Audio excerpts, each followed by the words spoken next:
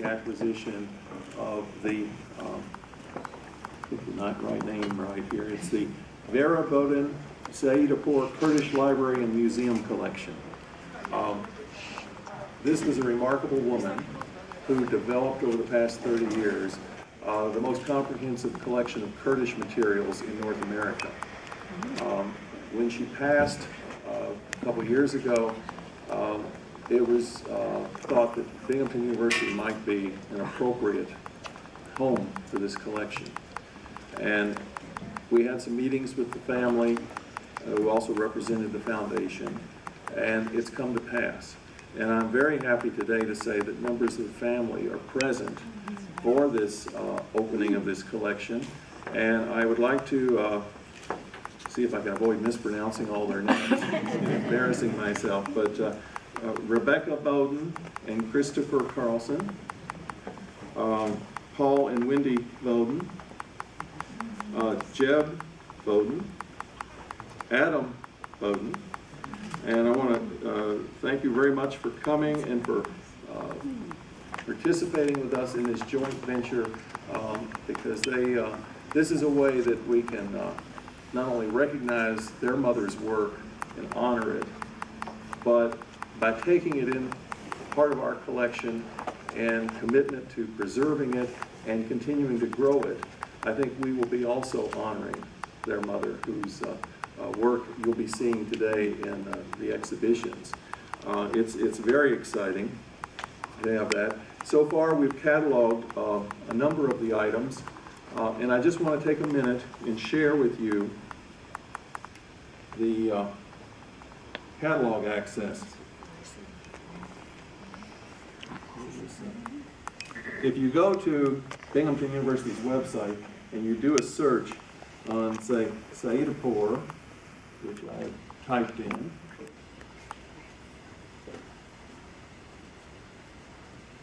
you'll see that the materials we have cataloged are all readily available. We have not cataloged all the items. We've cataloged 1,107 items to date. There were 3,000 books, journals, and newspapers. Wow. So we're only about a third of the way there in terms of cataloging. But you can see this. But if you wanted to limit the search to just the digital items, we are starting to digitize portions of the collection. You can go, instead of search all collections, you search local digital collections,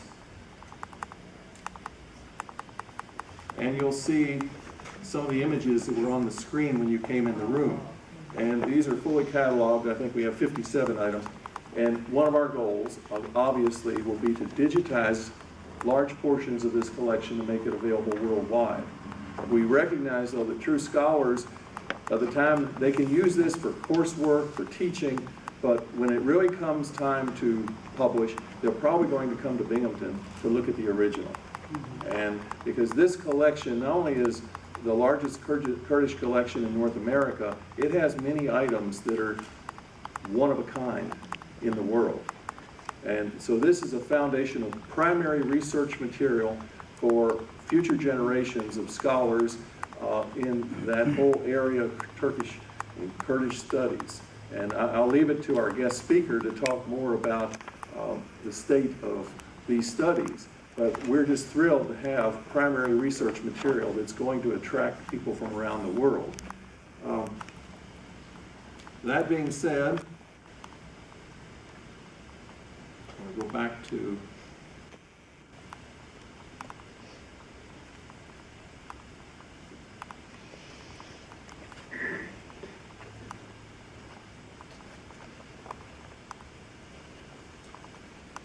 our speaker today. We're very thrilled to have Dr. Janet Klein. She has her PhD from Princeton. She's published and given many talks on topics related to Kurdish studies. She is at the University of Akron. Her latest book, I believe it's from Stanford University Press. It's your latest book. And we're citing it here. It's the Kurdish militias in the Ottoman tribal zone. It was released in May of 2011. So And she is recognized as a wonderful speaker and scholar on this topic, and I'm just fortunate to have her here because I think getting a collection is part of the story, but bringing in scholars who can use this collection, that's what it's really all about. Libraries bring people and information together, scholars, students, and this is just a wonderful coming together of one family's mother's work, scholars, students, and a wonderful scholar speaker for us today. So I'm going to turn this off so it won't be distracting, but I'm pleased to introduce to you Dr. Janet Klein.